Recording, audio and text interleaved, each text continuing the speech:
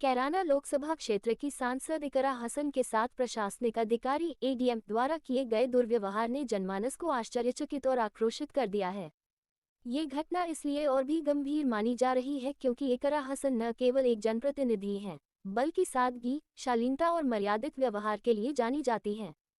पूर्व सभासद एवं समाजसेवी सिकंदर अली ने इस घटना की निंदा करते हुए कहा कि जिस सहजता और मर्यादा के साथ सांसद इकरा हसन आमजन और अधिकारियों से संवाद करती हैं, उसमें कोई राजनीतिक भेदभाव नहीं होता। ऐसे में एकेडीएम द्वारा उनके साथ किया गया दुर्व्यवहार न केवल प्रशासनिक मर्यादा का उल्लंघन है, बल्कि यह महिला सम्मान और लोकतांत्रिक मूल्यों पर भी सीधा आघात है। उन्होंने सरकार से जांच कराकर उचित कार्रवाई की मांग की है। वहीं सपा सांसद इकरा हसन से अभद्रता के मामले में एडम संतोष बहादुर ने कहा कि 1 जुलाई को सांसद मिलने आई थी। सांसद इकरा हसन ने कॉल किया था, मैं मीटिंग में था। ईओ और चेयरमैन छुटमलपुर के मामले में मिलने आई थी। सांसद इकरा हसन को सम्मानपूर्वक बैठाया गया, कोई दुर्व्यवहार नहीं हुआ है। सांसद इकरा हसन द्वारा लगाए गए सभी आरोप निराधार हैं। प्रकरण चल रहा है जिसमें बताया जा रहा है कि इकरा हसन जो सांसद हैं उनके साथ बदतमीजी की गई है क्योंकि एडीएम ने निराधार पर लगा। देखिए, मैंने भी सोशल मीडिया व प्रिंट मीडिया के माध्यम से देखा कि माननीय सांसद इकरा मनोवर हसन जी के साथ सहारनपुर के एडीएम ही है जो उन्होंने दुर्व्यवहार किया। देखिए, मैंने भी भाषा का प्रयोग किया और उनके साथ में छुटमलपुर नगर पंचायत की चेयरमैन ने भी सोशल मीडिया व प्रिंट मीडिया के माध्यम से मामले को लेकर जो ना बात हुई तो माननीय सांसद इकरा मनोवर हसन जी के आरोप इकरा हसन जी ने एडीएम पर लगाए हैं, जिसकी जो है ना राज्य सरकार के द्वारा जो है ना जांच कराई जा रही है। भाषा का प्रयोग किया और उनके साथ में छुटमलपुर नगर पंचायत की जो है ना चेयरमैन समा परवीन भी थी। किसी मामले को लेकर जो ना बात हुई तो अभद्रता के जो ना आरोप इकरा हसन जी ने एडीएम पर लगाए हैं, जिसकी जो है ना राज्य सरकार के द्वारा जो है ना जांच कराई जा रही है। डीएम साहब और कमिश्नर साहब शायद इसमें जांच कर रहे हैं।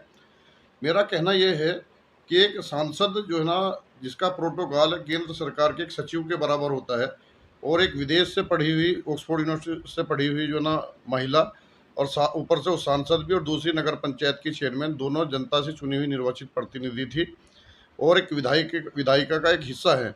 जब उनके साथ अधिकारियों के द्वारा ऐसा बर्ताव किया जा रहा है तो आम जनता के लोगों के साथ क्या अधिकारी बर्ताव करते होंगे। ऐसी स्थिति में जो है ना सोचने के लिए मजबूर हैं कि आम जनता का आदमी जो है ना अधिकारियों से अगर मिलना चाहे तो वो कैसे मिलेगा, कैसे अपनी समस्याओं को अधिकारी को बताने का काम करेगा।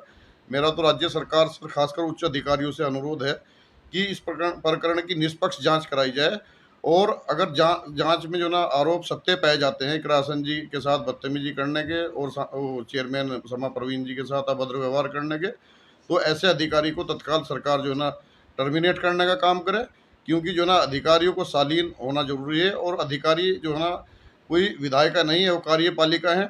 उन्हें विधायिका के आदेशों का पालन करना जो है ना अधिकारियों का काम होता है। एक सांसद के साथ इस तरह का व्यवहार जो है ना अशोभनीय है, मैं इसकी निंदा करता हूँ और साथ ही साथ एडीएम को जो है ना निलंबित करने की मांग राज्य सरकार से करता हूँ।